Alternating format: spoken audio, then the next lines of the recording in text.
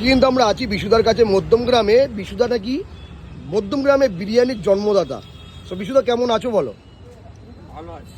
এখন কত হাঁড়ি করে বিরিয়ানি যাচ্ছে বিশুদা? আমি এক হাঁড়ি করি সবসময়। সবসময়ের জন্য এক হাঁড়ি? এক হাঁড়িতে পুষিয়ে যায় পার ডে? হ্যাঁ। কটা থেকে কটা পর্যন্ত বসো? ওই ছটা থেকে বিশুদা কিন্তু প্রত্যেকদিন এই এক হাঁড়ি থেকেই বসে 6টা থেকে 9টা পর্যন্ত।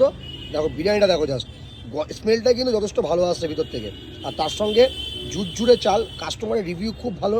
আচ্ছা চিকেনটা যদি দেখো, চিকেনটার মটনটা কত করে, কত ওজনের গ্রামের ওজন মানে চিকেন দিচ্ছ? এই তো 150 গ্রাম চিকেন, 80 গ্রাম মাটন। এটা হচ্ছে 150 গ্রামের চিকেন, তাই তো? আর মাটনটা দেখি।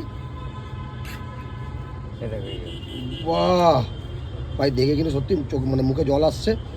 আচ্ছা এই যে বিরিয়ানিটা তুমি এত কম দামে দিচ্ছ, চিকেন বিরিয়ানির দাম কত? 130 চিকেন বিরিয়ানি। আর মাটন বিরিয়ানি 190। তোমার এখানে খাবার মানে বসে, এখানে কি বসে খাওয়ার ব্যবস্থা আছে, তাই তো? আচ্ছা কোনোদিন কি বন্ধ থাকে বিশুদা? সোমবার বন্ধ থাকে। আচ্ছা 30 বছর হয়ে গেছে। 30 বছর কিন্তু বিশুদা এখানেই বসে, একটা হাঁড়ি নিয়েই বসে। এখানে লকডাউনের আগে থেকে। তো বিশুদা দেখতে পাচ্ছ একটাই বিরিয়ানি হাঁড়ি নিয়ে বসে সন্ধ্যে 6টা থেকে নিয়ে রাত্রি 9টা পর্যন্ত। তোমাদের লোকেশনটা বলে দিই।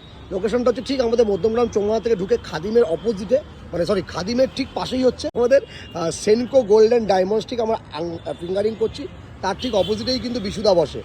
সো বিশুদা কখন আসলে এক্স্যাক্টলি তোমার বিরিয়ানিগুলো পাওয়া যাবে? 6টা থেকে 9টা?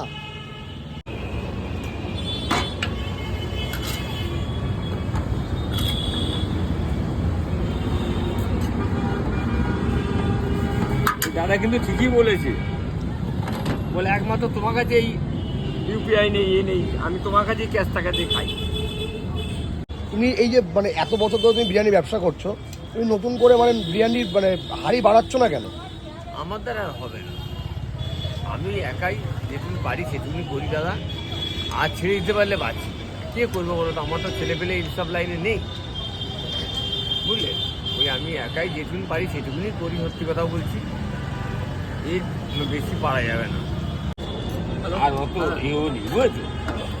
এই যে মটন বিরিয়ানিটা দেখছো, দেখো একদম তেলে রেয়াজি পিস, মাত্র 190 টাকায় মটন বিরিয়ানি। সো কেউ যদি বিশুদা এখানে এসে ট্রাই করে থাকো অবশ্যই কমেন্ট করে জানাও। কোনটা খাবে? হ্যাঁ দাদা এম হবে, এম কোনটা খাবে? যেটা তোমার মনে হবে ভালো সেটাই দাও। তুমি রেয়াজি খাও কি? রেয়াজি খাই, অসুবিধা নেই। রেয়াজি খাও। তো যারা বিশুদার কাছে এখনো পর্যন্ত বিরিয়ানি ট্রাই করে কমেন্ট করে জানিও কেমন খেতে বিশুদার বিরিয়ানি। আর যারা এখনও ট্রাই করে তাদেরকে বলবো এসে বিশুদার যদি বিরিয়ানি একবার ট্রাই করতে পারো।